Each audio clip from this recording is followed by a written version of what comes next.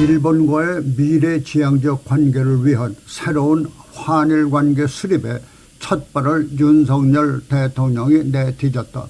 윤석열 대통령과 기시다 후미오 일본 총리는 정상회담을 마치고 3월 17일 공동 기자회견을 통해 한일 간의 미래지향적 관계를 위한 새로운 출발을 천명했다.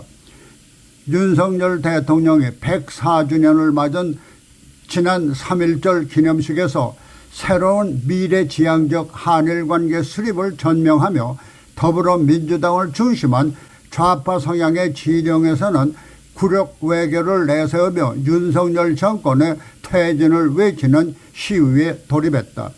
특히 더불어민주당 대표 이재명은 윤석열 정부의 대일 외교를 을사늑약으로 비유하는가 하면은 영업사원이 나라를 팔아먹는다라며 윤석열 대통령을 신랄하게 비난하고 나섰다. 여기에 좌파 성향의 노조를 비롯한 집단에서는 윤석열 퇴진을 외치고 있어 이번 새로운 한일관계 수립에 대한 거센 반발이 지속될 것이다. 그러면 이들의 외침은 정녕 국가를 위한 것일까?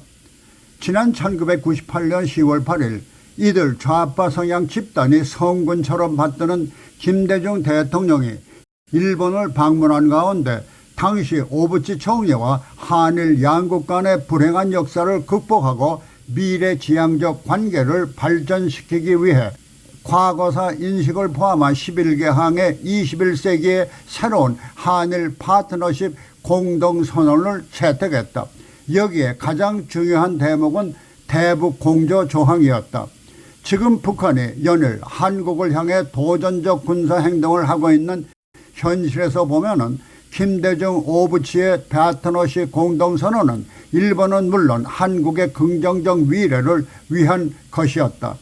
그러나 김대중 이후의 대통령들이 당시의 공동선언처럼 긍정적 한일 관계를 이어가지 못하다가 문재인 정권이 들어서며 중국을 배경으로 한 북한에 불정하다 못해 김정은에게 삶은 소대가리 그리고 그의 여동생에서는 머저리라는 치욕적 언사를 들으면서도 본인은커녕 문재인을 추종하는 세력들은 끽소리 한마디 못하고 북한과 중국을 상전처럼 모시는 데만 열을 올리며 반미와 함께 반일을 외치고 있었던 것이다. 그와 같은 과정에서 지금 죽창가를 외치고 반대를 외치는 진영과 같은 좌파 성향 진영에서는 당시 김대중 오부치의 파트너십 공동선언에 대해서 굴욕 외교라고 규탄하지도 않았으며 반일을 외치지도 않았다는 것으로 알려진 것을 보면은 미래지향적 한일 관계를 긍정적으로 받아들인 것 같다. 그런데 미래지향적 한일 관계에 반기를 드는 지금의 좌파 성향 집단들의 의도는 무엇일까? 진정한 국익보다는 빼앗긴 정권을 다시 뺏어보겠다는 의도인 것이다. 마치 더불어민주당 대표 이재명이 윤석열 대통령을 국가를 파는 영업사원으로 빗댄 것처럼 이재명은 국익을 팔아 정권을 되사서 그의 죄를 감싸줄 방패를 마련하겠다는 의도일 것이다. 이와 같은 사실을 지적하면 반일과 죽창가를 외치는 좌파 성향의 무리들은 7.1판이 매국논의하며 비난의 화살을 쏘아댈 것이다. 그러나 한국은 지금처럼 반일을 외치고 죽창을 든 집단들이 이룩한 독립이 아니라 전승국인 미국에 의해 독립을 선물받았고 전승국의 고난으로 한국에 남긴 일본의 귀속재산을 그대로 넘겨줘 오늘의 번영된 한국을 건설할 수 있는 초석이 되었다는 사실을 부정할 수 없다. 하지만 지금 번영된 한국이 처한 코앞의 적은 일본이 아닌 북한과 그 배후에 도사리고 있는 중국이다.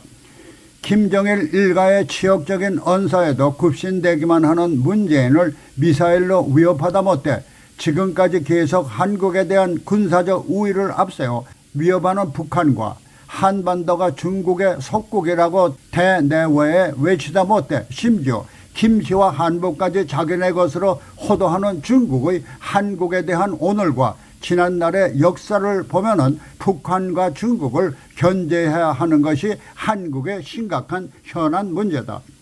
그러나 국제사회에서 영향력 있는 국가와의 유대가 없이는 한국의 안전을 스스로 지키기 힘든 현실에서 2차 대전의 앙금을 털어버리고 미국과 일본이 돈독한 관계를 유지하며 가깝게는 북한과 멀게는 중국 그리고 러시아를 견제하고 있는 차제에 한국이 북한과 중국을 견제하기 위해서는 한미일 공조와 동맹이 안보는 물론 경제 발전의 차원에서도 필요한 것이며 이와 같은 미래지향적 비전을 위해서는 일본과의 돈독한 관계가 선행되어야 한다. 그러나 죽창가와 반의를 외치는 집단들은 징용이나 사과 문제 같은 과거의 늪에 깊이 빠져 눈이 멀어서인지 앞을 내다보지 못하면서 그들도 평화와 번영을 누리고 있는 한국의 앞날을 망치려 하는 것이다. 이와 같은 부류들이 시력을 회복할 때 한국의 앞날도 밝아질 것이다.